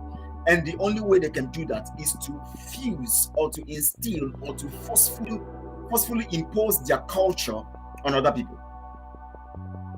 But people like Michael Okpara and all of that were doing it in a civil way, in the best interest of everybody. But the Fulanis were doing it in a crude way, in a shrewd way, in a crooked way, in a primitive way, because their interest is to actually subjugate and steal. So that was why none of those, whether the Fulanis, whether the NCNC, none of those camps could succeed. Because as much as Nigeria is not a nation, there is no way they could have succeeded. And because Nigeria is a business enterprise, the system they were trying to enforce was not going to work in a nationhood nature. It was going to only work in a business enterprise. So the Fulanis, it was easy for the Fulanis to continue doing what they were doing because the owners of the business have given them the role of management of the business, or the role of administering the business. So everything you see is because there is this wrong notion of nationhood in the context of business. So that's why Nigeria cannot work. But do you know why Michael Okpara was able to succeed in a very great way and became the fastest growing economy in the world as at then? Because of the push of the NCNC, because of the push of every party trying to take control, they were able to sustain regional governance. And that regional governance was able to help them appropriate their program in their regions. So when Michael Okpara was given the opportunity to become the governor of the region, the eastern region, the whole of Biafra territory, he was able to carry out that effectively because this time he wielded effective and sovereign control of the Biafra territory, even if there is still a report to the central. Because of that point of reference to the center, it was still constituting a kind of resistance or a hindrance to the same template of progress. Michael Okpara would have succeeded more if the eastern region was alone, away from the whole contraption called Nigeria. So in spite of the speed, I'm taking it slow here so that we can understand. So in spite of the speed of Michael Okpara's government and governance and the speed of the economic growth in the system or development in the whole system of the East, it is less compared to what Michael Okpara would have achieved if he actually had a total control, sovereign control of the eastern region. In spite of that he had at least an ability to sustain the economy of the eastern region. That means you manage your resources as was enshrined in the Constitution of 1963. He was able to succeed in that light because there was a bit of control power given to him to control his region and his resources. You can imagine if he had been, if Nigeria has broken us at that time and everybody go their way, you would have imagined that the speed of Biafra growth and development would have been beyond anything. In fact, today, China would not be anywhere compared to Biafra. Remember, at 1960 something, 1960, the zoo was richer than China. So you can imagine and remember the wealth that was used to actually do that kind of judgment or that conclusion was coming from Biafra land. So you can imagine if Biafra land had been allowed to develop and gone their way to develop, China would not have come any place to us. So the pace of Michael Okpara's growth and development was restricted because we were still under the zoo, but yet it was significant that it was even the fastest growing economy in the world. So you can imagine how you would have measured it if we were alone, not being under the contraption of you. You can imagine what it would have been. We would have been if not the biggest economy in the world, would have been at least the second biggest economy in the world, because China would have been dropped below us. So which means, let's just assume that US becomes the biggest economy. Biafra would have been the second largest economy before China. You know why? Everything we are doing would have been structured in a way that Britain would not have been stealing our resources again. So the wealth of Britain, maybe would have divided it into 3 places and would have taken 2. Britain would have had one quarter of it, or 1/3 of it. Would have had 2/3 of it. That means we take 2 parts, and that means, because what Britain has now, basically, if you divide it into 3, 2 parts is stolen from Biafra land. I'm telling you, or from Africa, or let's say 1 part stolen from Africa, another part stolen from the whole of Africa. Sorry, 1 part stolen from Africa, another part stolen from Biafra. So the other 1 part is what they are able to get. Now you can imagine that after we have gotten our own freedom, that's around that 1960, we get our own freedom and we are no more part of Nigeria. And then everything that Britain is stealing has stopped. So that's 1 part of British wealth that they are enjoying today, that they stole and enjoying, that the Queen have stolen and they have kept somewhere. And other people are eating it now. She has gone, she's no more taken. Other people are taking it. That part would have added to what we have. And what we have, just like we were utilizing it, the way we were utilizing it to become the fastest growing economy, we would have added this part that they are stealing. And then what we are doing, we would have done it better. And then add the 2 together. We would have been the second biggest or largest economy in the world, if not the first. Because even other nations like America and all of that are still stealing from Biafra land through Shell and other people. We would have been able to regulate that so that they would not steal our resources the way they are stealing now. Rather, we would have done right business with them and they would have done business with us rightly. So you can imagine, we would have been the #1 economy in the world. Whether technologically or whatever. Maybe we would have been second. Let's just say second. Do you get the picture? Do you get the picture? I want us to think. Let us reason. So Michael Okpara's success is nothing compared to what it would have been if we were alone, not under the contraption called the zoo or Nigeria. That is why we are doing everything now to make sure we get our freedom. Because we know where we stand in the world. We know what we represent in the world. We know our position. We know what we can achieve when we are alone. We know how gifted we are. We know how talented we are. We know what we have.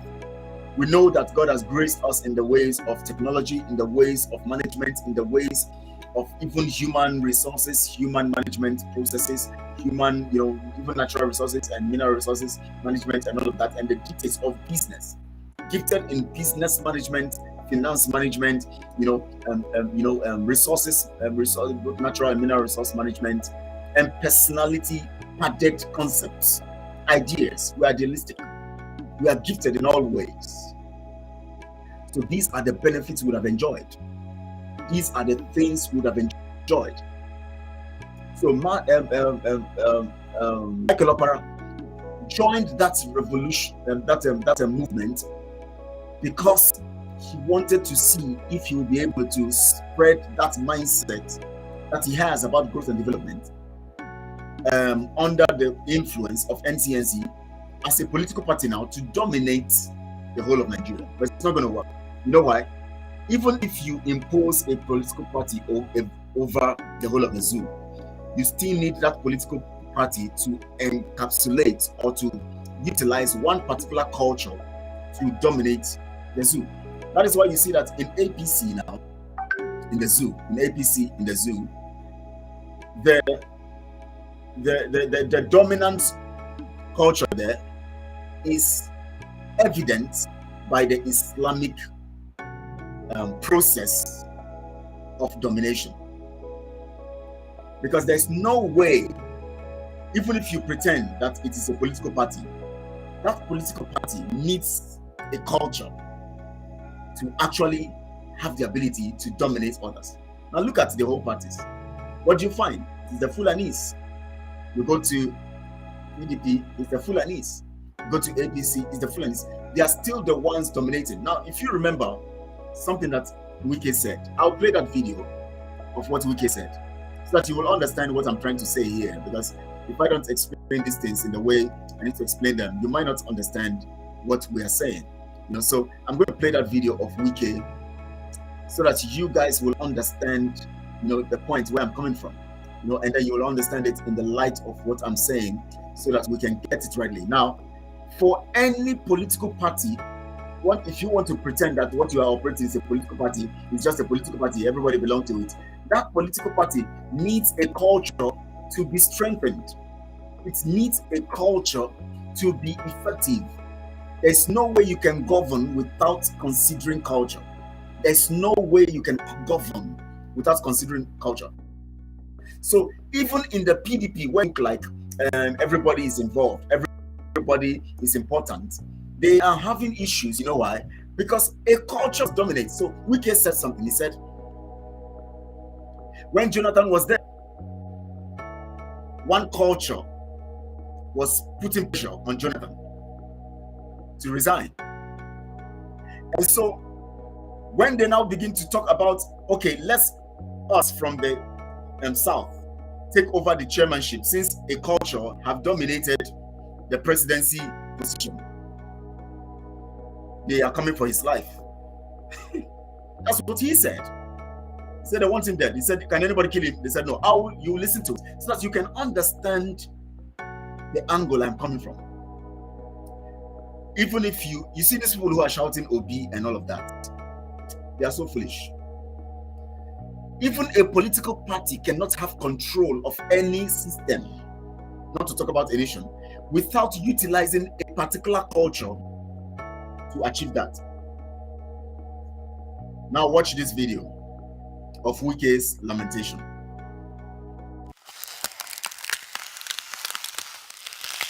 So, what I don't like in people, we forget history easily. We forget history.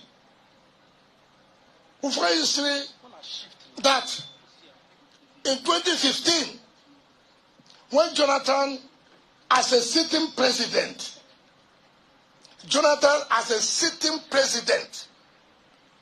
I'm not talking as a Cuba, as a presidential candidate. I'm saying as a sitting president. When he had won his primaries, people forget history.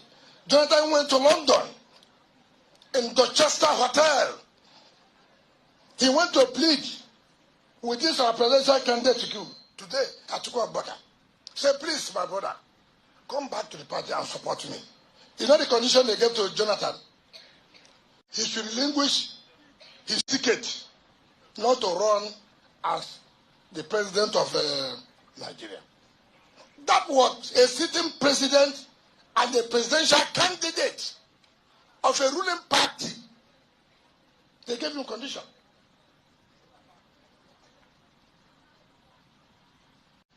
Telling him to relinquish that ticket for him not to run. So when I see some people running around talking rubbish, they forget history easily. Today, we are not saying the presidential candidate should relinquish the ticket. We are not being selfish. We are saying, since you are not the presidential candidate, let our people take chairmanship. They said they will kill me. Is it possible?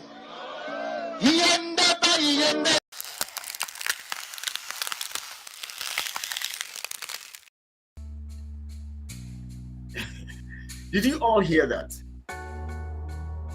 Did you all hear that? Now he's talking about history. It's so funny that he's talking about history, because he doesn't even understand history in the first place. Because if he understood history, he will understand that even if you want to utilize a political party and exceed your strength in a political party, that political party needs culture to actually make a statement. So in a place like Nigeria, there's no way you can utilize a political party without talking about culture. Once culture comes to play, you would definitely have commotion, you would definitely have acrimonies, you would the pandemonium will be so loud and so dangerous that it might result to taking lives, which his own life now is being threatened. Did you hear him? They said they will kill him. He said it with his mouth. But he said, can they kill him? No, because he wants to hide under the auspice of his own people. But the truth about it is that even if he thinks that they can't kill him, he cannot stop the fact that there can be commotion and some people might even die because of him. So the fact here is this: when you want to talk about freedom, then you must understand the details of why not having freedom is dangerous to you.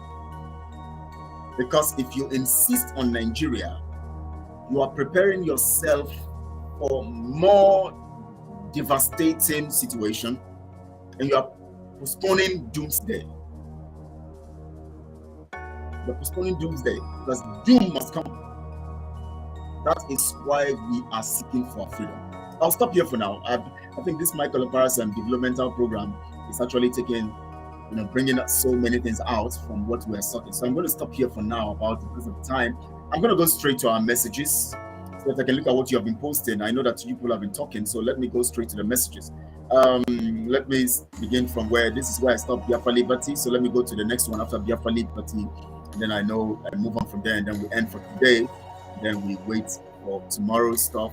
And Samuel Chuku, the blue says, the Chuku, the blue says, we don't want Chineke Madu. He say, I think we were talking about referring to that time we were actually pointing out something. So Kelechi, we owe to Annie, yes, so Okolo, yes, I'm one of course I am, definitely, certainly. Thank you, Okolo Michael. Thank you so much, Mike. Let me bring the Uwunne's message. Uwunne is the next.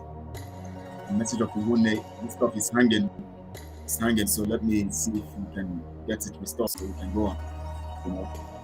So Uwunne, I'm trying to bring the next message. It's hanging. So please bear with me.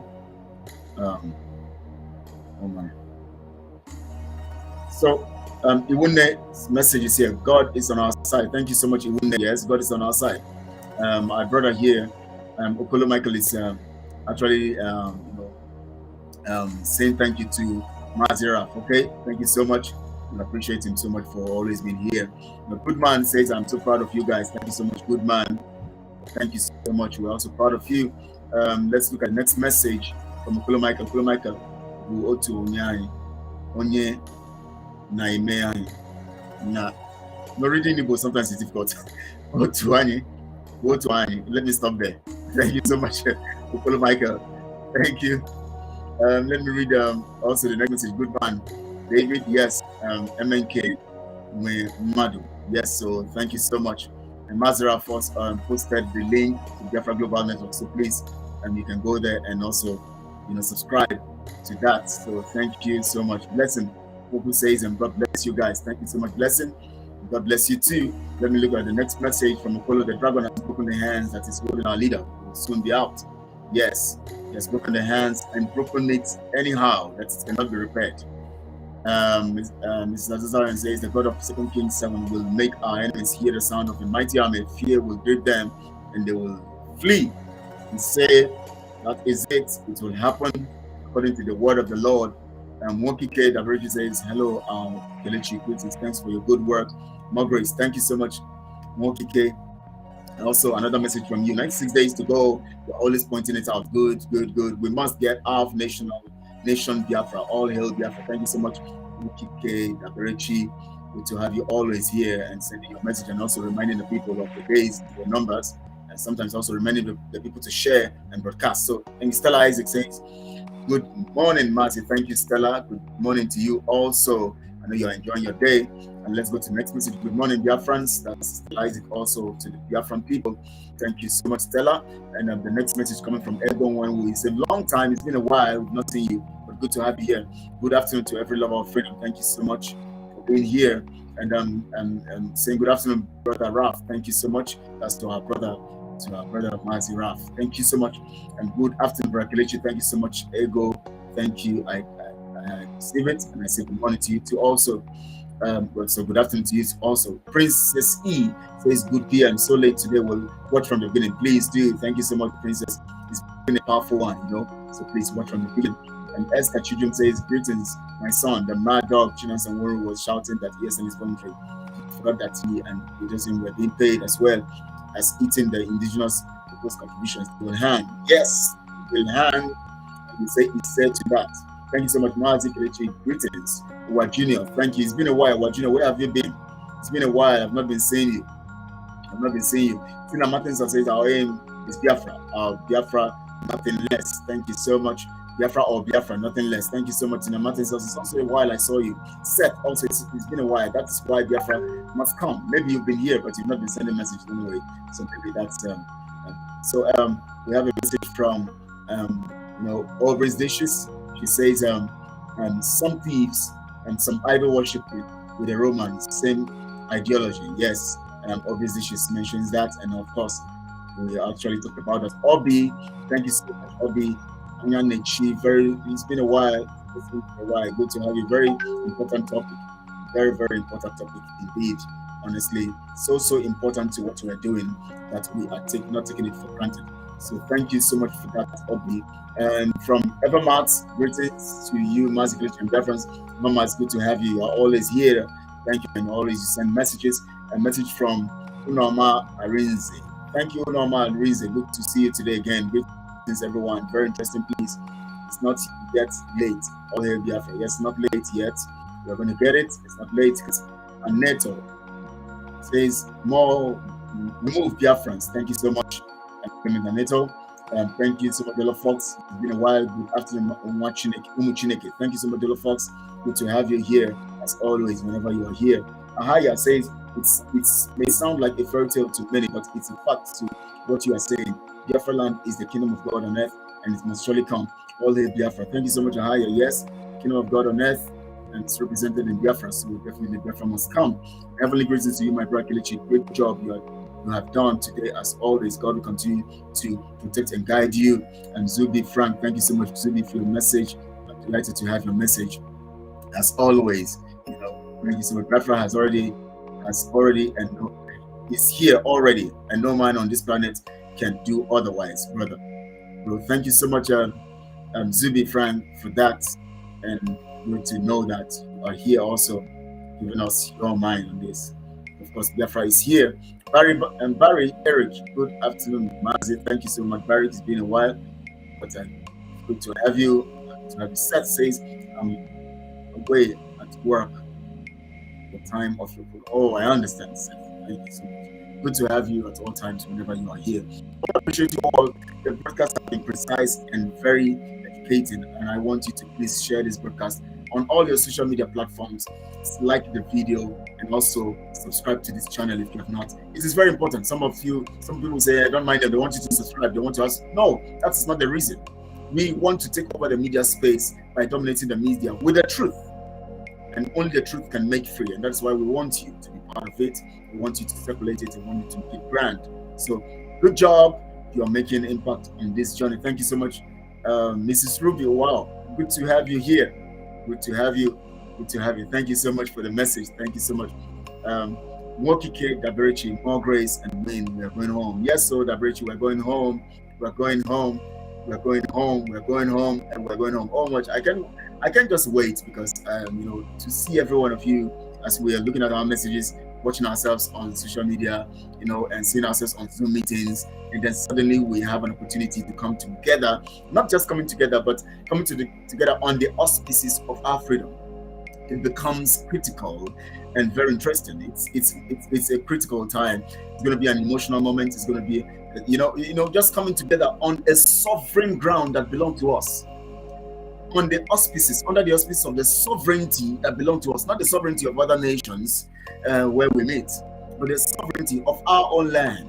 Oh Lord, have mercy. It's going to be sweet. It's going to be marvelous. It's going to be marvelous. I want to appreciate you all. I look forward to having you, and I look forward to actually, sharing another moment of tide of events, tide of affairs tomorrow. tide of affairs, 1 p.m. Biafra time. We're going to be looking critically at the things that are happening, you know, on ground, things happening around our world, and we're going to be looking at criticalness of these things.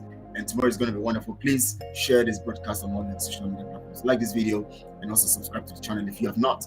I want to thank you all, Biafrans. I want to thank Mazi for giving us this opportunity to be together and for stirring up the whole nations in the contraption, and of course, Biafrans and all lovers of freedom all over the nations of the world. I want to thank him. I want to thank Mazi Samarepa for standing strongly on the mandate on which Mazi Namikano has committed into his hands and making sure that he carries out this work in the way as Mazi Namikano desires it to be carried out. I also want to thank, the autopilot media, every one of you, the comrades. I want to appreciate you all for doing strongly for what you're doing. I want to thank the Umada for their resilience and their work doing also. I want to thank every committee under the auspice of the autopilot and carrying out this program on behalf of Mazi Namikano and the Biafra people. I want to thank the Oduduwa world, the Oduduwa nation. Remember, our people, Oduduwa, we're going to be doing some program. We are talking, we're still negotiating, we're doing some stuff. So we can come out heavily and strongly. Hopefully, if we don't come out this Friday, we're going to come out next Friday. Hopefully, it's going to be next Friday because we want to arrange and carry out enough publicity for that movement, for that broadcast and all of that, so that we can continue on that template and get it better and better as the day will go by. I want to thank Professor Banji Akintoye for his resilience and his doggedness, for standing strong.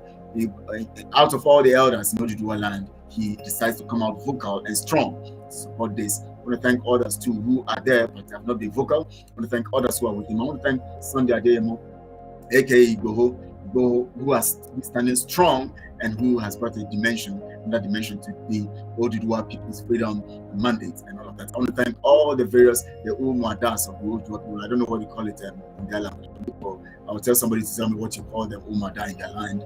Those people who are supporting the freedom. I want to thank those who are contributing to the Oduduwa Nation freedom financially, men on ground, their committees and all of that. I want to thank the media team, Koiki and others, the Oduduwa World Media Organization. I want to thank them all, every one of you, and of course in the form of coming together to actually sustain the alliance and do what we have to do. I want to thank you all. I also want to thank those who are supporting ESN, those who are bringing the funds, supporting ESN, and of course the alliance, every one of them. I want to thank these guys. They are doing great on land, they're doing great on the waters, they're doing great everywhere, and very soon we're going to join on in the air too. We're going to be doing great over there because we get our crafts, our aircrafts, and every fighter jet that we need, sophisticated ones that will do the job that we need to do. Because we have said it, if you don't give us Biafra, we'll burn down the zoo. And that is not, it's a promise. We have said it several times and we'll maintain it consistently.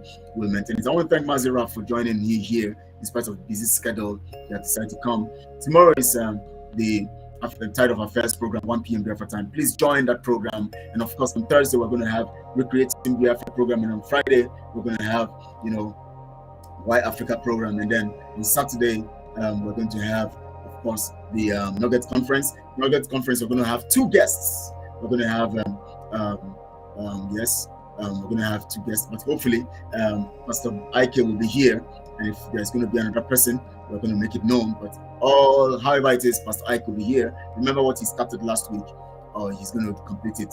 He's going to continue on that narrative this week. And of course, next week, Monday, remember, under the Mind Surgery show, Prince will be here. Prince and Pastor Ike will be here again. Strongly, this time around, we're going to be talking about money in another dimension. And you're going to hear more about the topic we actually treated yesterday. Let's talk about money. We're going to have the second segment of it tomorrow. On Monday, next week, Monday. It's going to be interesting. Let's talk about money. It's going to be mind-blowing because you need to know what money actually represents in this dispensation.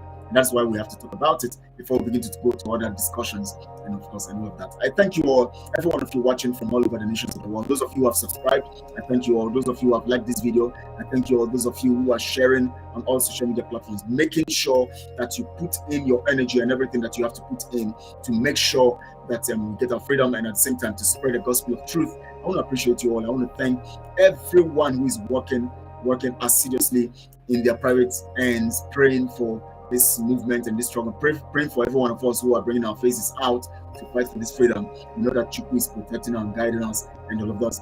and all of that. I want to thank even the enemies for being enemies, because we need them to actually prove that we're victorious. How can you talk about victory if you don't have people to defeat? That's why we appreciate them for being there, and we'll continue to defeat them. That's why we call them e-frogs, because they can't defeat us. They can't destroy what we're doing. You know, that's why we have moved. We have said there are no more e-rats, because when they are e-rats, they can destroy things. They can eat your documents, they can eat your food, they can do whatever. But as frogs, they keep jumping from one place to the other. I saw one frog here anyways, and it's good. I didn't even bother to talk about him. And of course, we know frogs are just, their job is to jump around and make noise, and irritating noise that makes no difference. But we thank them anyways, because we need to defeat them to actually prove that we are victorious. And then we can talk about victory, because we need a fight to have victory. And that is the fight we're doing right now, and we're going to get our victory. Thank you all, everyone watching all over the nations. I want to thank you all, and I say please enjoy the rest of your day. And the message from, let me read the last message here. Gerard and Agonia says, Agonia, is it Agonia? Agonia, it should be Agonia. Okay, great job, Junior Dragon at RCA, and that's Raf, Chiamaka, Ajaere, and BGN, Kelechi. Keep the fire of our freedom burning. We will be there soonest. We move. Thank you so much, John Almeida. Good to have you here again. God bless you, my brother. Thank you so much for sending a message. I want to thank you all, and may Chukwu bless you all.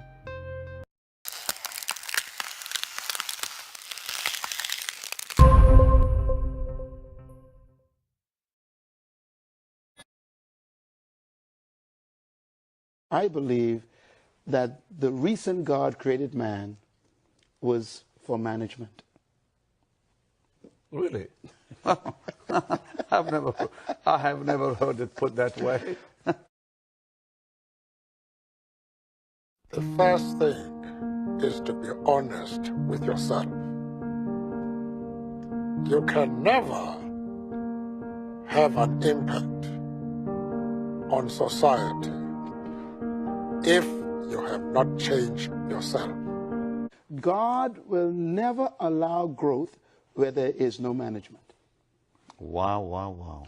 So instead of praying for things from God, pray for the management ability. Everything I tell you is true. Everything I open my mouth and I say is correct, because heaven directs me on what to say. Heaven will tell me, and I will tell you, it will come to pass in front of your eyes, not behind you. You will see it happening. God will withhold things from you if you cannot manage them.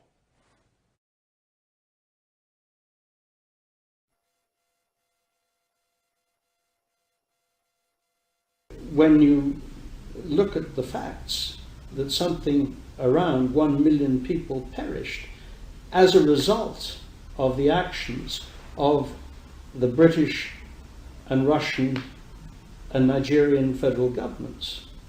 Vis-a-vis what we see in Nigeria, which is truly not, it should not be surprising. Look, what's happening in Nigeria is barbarous. It's horrible. I mean, it's complete madness, yet it's not a priority. The United States unilaterally could do almost anything it needs to do. It would be a long-term effort, but it could be done. And the United States has the capability. All the elements of power, we have those. So why not?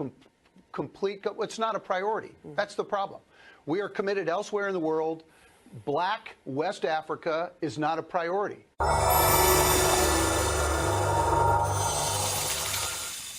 Anybody who changes his principles depending on whom he is dealing, that is not a man who can lead a nation.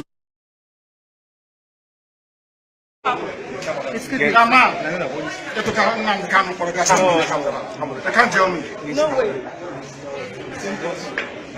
When the time comes, it's okay. What stupid country is this? So when you see you try somebody's secret, when you like, you try a secret. When you like, it's in public. What stupid country is that? What stupid country is that, I ask you? When you like, you try and you do this. When you like, you try in private. They are killing my people. They are killing my people. They are killing my people. They are killing my people. After killing my people, you tell me how to tell the secret? The person is mad. Completely mad. Tell Buhari, that's what I said. That he is mad. He cannot tell me. He He cannot tell me. He's a madman. There's a contempt of court proceedings here. Contempt of court. They don't obey court order. They don't obey court order. You're telling me secret trial. Is the person man? I, Nnamdi Kanu, will sacrifice anything sacrificable to make sure that Biafra comes. We hereby declare no election, no 2023 general election in Biafra land. This no election in Biafra land has been activated. We are going to make it a task that must be done by every Biafran. All measures will be put in place to make sure the adequate civil disobedience is implemented to stop the election in Biafra land.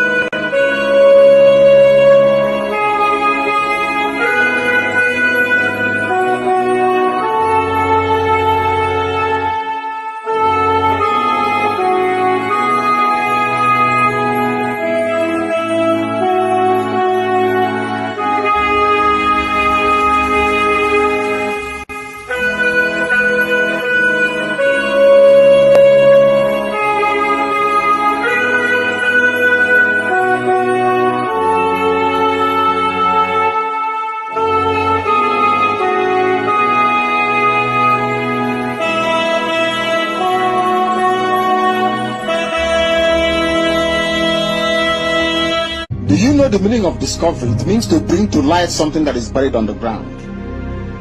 If you can accept that, then you know that Biafra is coming. There is nothing man can do about it. It's too late. Way, way too late. The countdown has begun.